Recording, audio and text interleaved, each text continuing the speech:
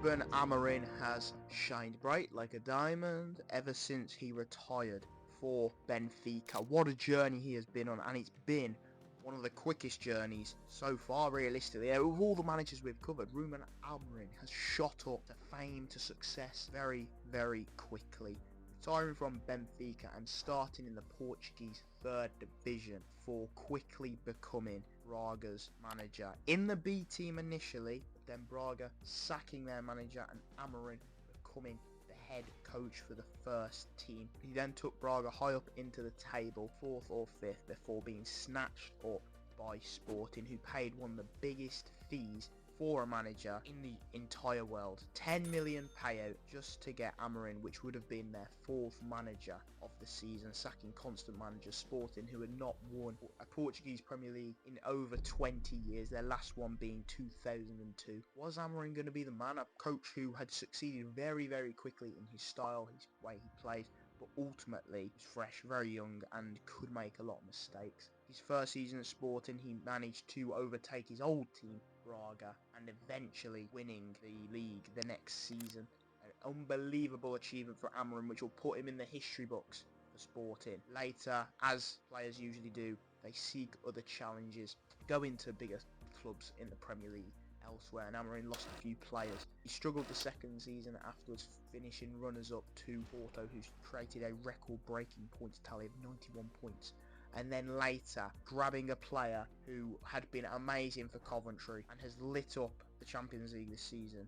That was Gyökeres. Him and Sporting were a match made in heaven. Along with Ruben Amorim's tactics and formation, they worked wonders. And at the moment, it looks like Sporting are going to be heading for a second league title. And that is all down to Amorim, who will not be there to see it anymore, as he was then snatched up by the team who have a huge stadium. They live and reside in Manchester. Old Trafford was awaiting their next man, Ruben Amorim. The boy from Lisbon. I don't know if he was from Lisbon, but the man grown from a boy, retiring early. We're seeing a lot of these managers now. Are they just having bad arthritis in their knees so they can't continue with their football? You know what I mean? They're trying to, I don't know, trying to heal and they just can't do it. But you saw it with not Eddie Hearn, what's his name? Eddie Hall? Eddie Brock? No, I'm not Venom. Eddie Howe.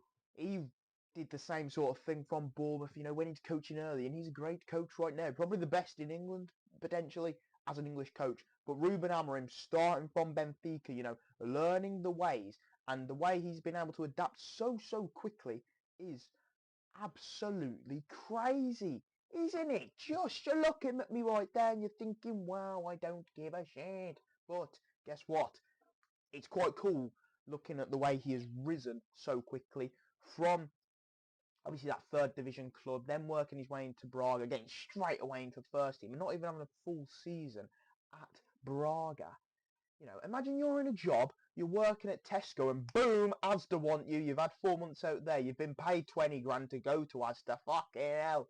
You would be absolutely loving it. That's the same, but in football terms, with Sporting. Sporting getting their man eventually. Trusting someone who is very much unproven, but they've saw what a job he's done, and obviously in Portugal, immense. And then moving him into the team. I think he did into the team. Yeah, he just started playing football. Moved him as the manager, and then he did get them, I think, 4th or 3rd in his first season, his first half season. He ain't been able to do that at Man United, but he then won them the league. The first one since 2002. Was Ronaldo playing then? I'm not quite sure. And obviously he'll be looking at Amorim thinking, I remember playing you in the Portugal team. I know you're manager and I'm still playing football. He'll have a bit of an ego boost there. But for Amorim, his career, managerial-wise, has gone very swimmingly. And obviously, I think a lot of Portugal managers, alright, not a lot, but some of them, they'll spend one season in the Portuguese league. If they do well and the Prem team comes in, boom, they're off on a jet because they know they're making that nice wonga. Amorim stayed at Sporting a bit longer. Obviously, he lost a lot of players. I think they had Mateus Nunes, what's his name? Pedro Porro. Some great players in there. And then he had to rebuild a little bit. He's had Gyökeres this season. And then he has jumped ship to Old Trafford and Man United, an absolute calamity. And I suppose the allure is that, yeah, you're probably getting paid fucking loads as well. Someone like Amorim, who's from Portugal, he'll get paid loads. But the allure is, I can be the one to fix this team. I can be the one to resurrect Man United. And at the moment, it seems like everybody fails.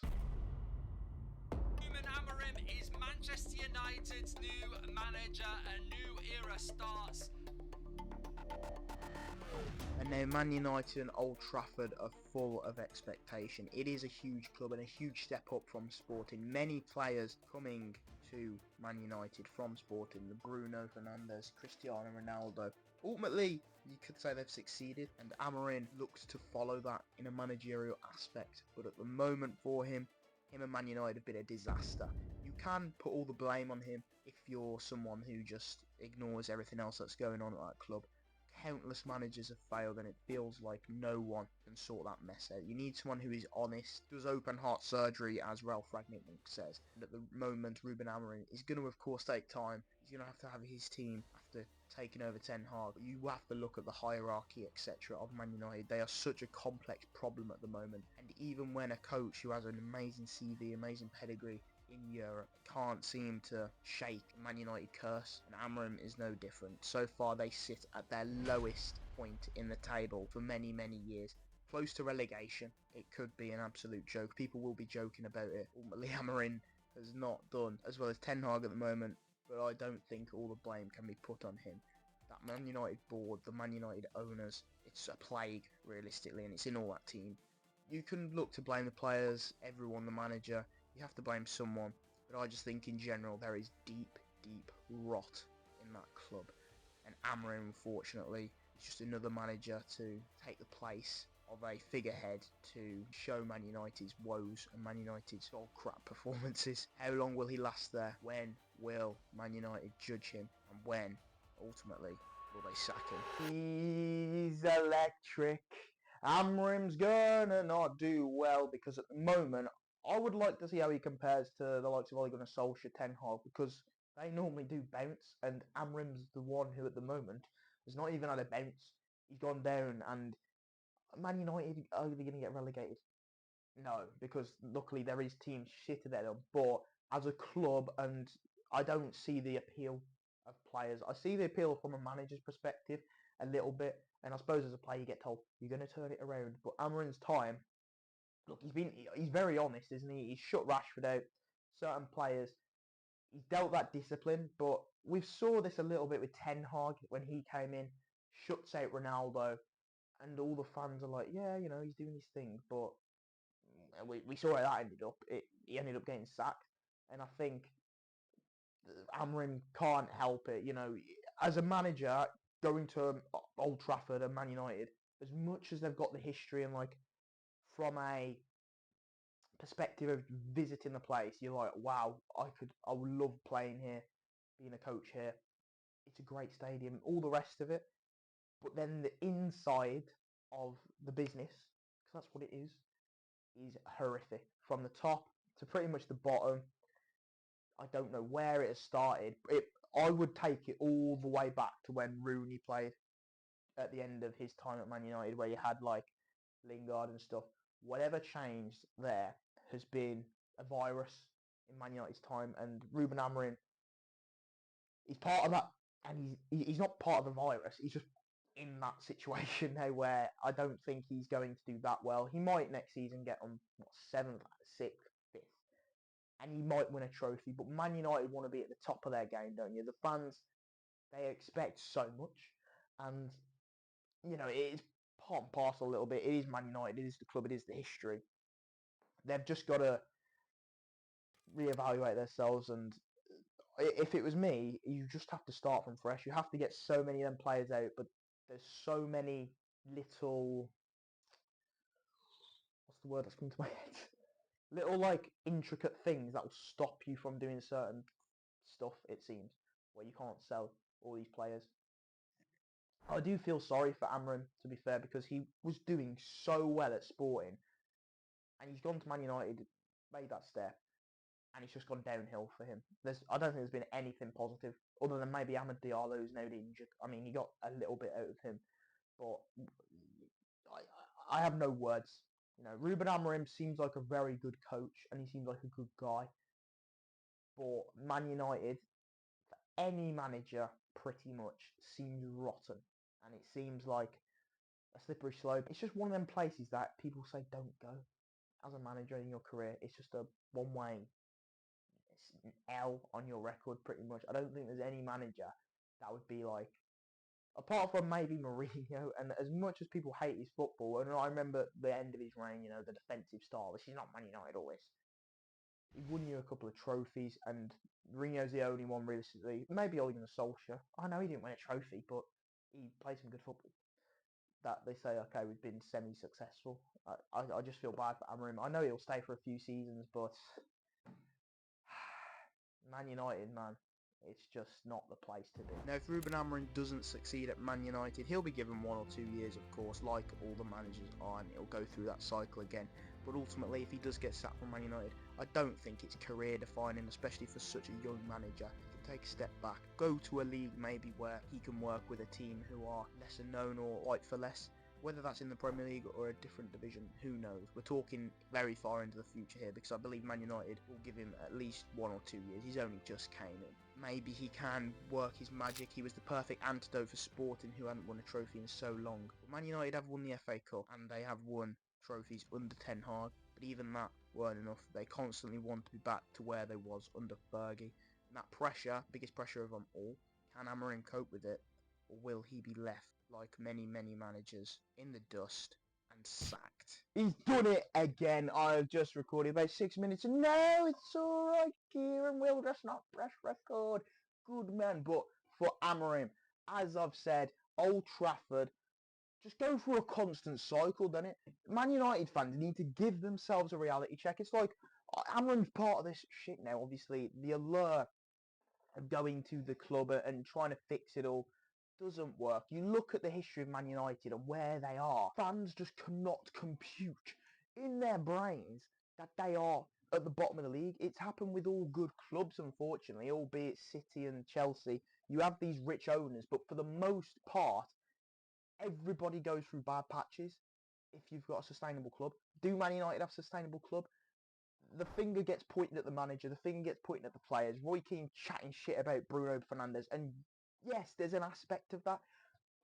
I'm not even a Man United fan, and the way it seems to me, you've had David Moyes, you've had Van Gaal, you've had fucking Eric Ten Hag, Jose Mourinho. The club is rotten. Like, I would rather go to Brentford. I'd rather go to Brighton. I'd rather go to bleed Bournemouth. I would rather go over to fucking Wolverhampton at the moment, because at least they've got a philosophy that's a little bit better than Man United, because they are turmoil. They ruin players.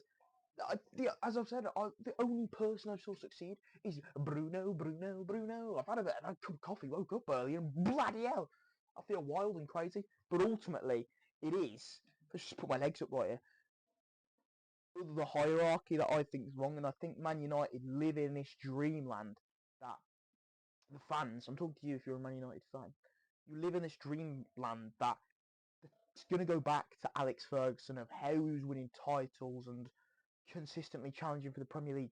Alex Ferguson is the best manager ever, if not one of the best. He probably is, in terms of consistency and all that, the best in my eyes, because of how long he did it for. You're not going to get that, and you're not going to get someone like a Klopp, a fucking Pep, when you're just shitting on managers and constantly rotating them every 3 years. I've said this before, and I want to say it again. It's a 3-year cycle-ish, alright? You get a manager in. I'll take Amorim, for example. He'll come in this season, and he's done shit, alright? He's actually not done as well as most managers do normally. Ten Hag's had it. Ole Gunnar Solskjaer had it. You have a little bounce, and you fly up the table. It ain't happened under Amorim. It's finally changing a bit. But you'll give him this season and next season to have his team, move his team around. This is Amorim's team, and then he might do well next season. You might come fourth, let's say, somehow you've came fourth and you're back in the Champions League. And then 2 years later, let's say the second season, you'll do mediocre. Maybe you'll make it to a cup final. Maybe he wins you a trophy. Oh my god. And then the season afterwards, you turn to shit and you will lose your heads and the blame's on Amorim. And eventually it gets that bad. Let's say you end up near enough the bottom of the table again. You'll be sacked. Or he'll be sacked. Not you fans. Don't worry. They care about you even though the charge is 70, 80 quid or whatever it is. But it's just the same old shit. This has turned into a Man United rant somehow. Amorim, I don't think he's to blame. He's just someone who has came in to try and fix the broken mechanism, and ultimately the mechanism's too big. It's like one man trying to fix Big Ben. It's not going to work. And the way he was the antidote for Sporting after they not won trophies. Man United is so big, so much bigger, and ultimately this ends in one way. I'm telling you now, Ruben Amorim will be sacked from Man United. You can shake my hand, here we go. I'll put 50 quid on it. In the next 3 to 4 seasons, because I think they might give him a little bit longer, Ruben Amorim will be sacked. Man United, as a club, are one of the worst clubs in the league at the moment in terms of their structure. Whoever your managing director is, he's got it wrong so many times. The owners don't help. Whoever Jim Ratcliffe is, he's the fucker sacking employees. Imagine I'm just working away here. Oh, what are you doing today, Delilah? I've got a meeting with this person, we're just sorting some documents. Maybe we're working on the Man United social media now. We've got to act like we're such a good team. And then, I'm typing by the way, and then fucking Sergio Ramos, so yeah, 200 jobs are gone. But we'll still play fucking Bruno Fernandes 250 grand a week. Onana can concede this many goals, but he still gets 200 grand a week. No, it's fine. We can't drop their wages. They're the ones that are at the top of the game. They're at the bottom of the league at the moment. Southampton gave you a good game, and Southampton are fucking shit. It actually angers me. Your club's rotten, but the way the fans feel that they're entitled to be at the top of the league, you're not anymore. Liverpool had it. Fucking Arsenal had it. Big clubs go through big stages where, guess what? They're shit. Man United will have a longer period, and for the next 5 years, I don't think you're going anywhere. You do not belong at the top at the moment. Liverpool, at the way it looks like they're going to dominate, and then Pep will maybe win one more trophy. How many years has he got left? 2. I feel like Pep might have stage welcome, but that's a different story. What am I waffling on about? Amorim, unfortunately, lad, you're just in the wrong place. And the blame will be put on him at some point, and the cycle will start again. I'm sorry, it's just, I've saw it too many times. When I was growing up as a kid, I'm watching Match of the Day, Rooney's scoring, Van Persie's bagging, Alex Ferguson's going mad and all this shite. And it was annoying at that point when Man United were like, we're top of the league, all this bollocks. You was a good team, and that one, especially where you had like Januzaj, Chicharito, that team, Stephen Fletcher, was it, or Darren Fletcher? Darren, sorry. But for the most part, that team wasn't amazing, and Alex Ferguson showed his qualities. I get sacking David Moyes and Louis van Gaal. Jose Mourinho said it best, and even Ragnarin. You need open hearts. Ragnick. You need open heart surgery. And I couldn't. I'm not digging at the fans or anything in terms of they probably have been saying this for so long. It's the way they feel entitled though all the time. You're shit. Get over it. And unfortunately, Amorim is just another one of them managers that will fail. I hope he proves me wrong, but I can't see it. I cannot see it. It doesn't. You could put Pep in that team and he's not doing anything. Klopp, maybe you've got a chance, but I think Man United do not want to give full ownership to the manager. Let's say, I know not every club does it, but let's say like Villa, how we've gave the full ownership to Emery. Liverpool, when Klopp was in, I'm not sure how it is with Arne Slot, but Jurgen Klopp had a big say on certain stuff. I imagine it's the same with Pep and Arsenal, probably the same with Arteta and most clubs, but Man United seem to be like, okay, you are the... I think Ole Gunnar Solskjaer said it, didn't he? You are the manager. We take care of the transfers. We'll tell you who we're bringing in, and you're just going to have to deal with it. That is not the way to run your club, and I'm not a fucking club owner.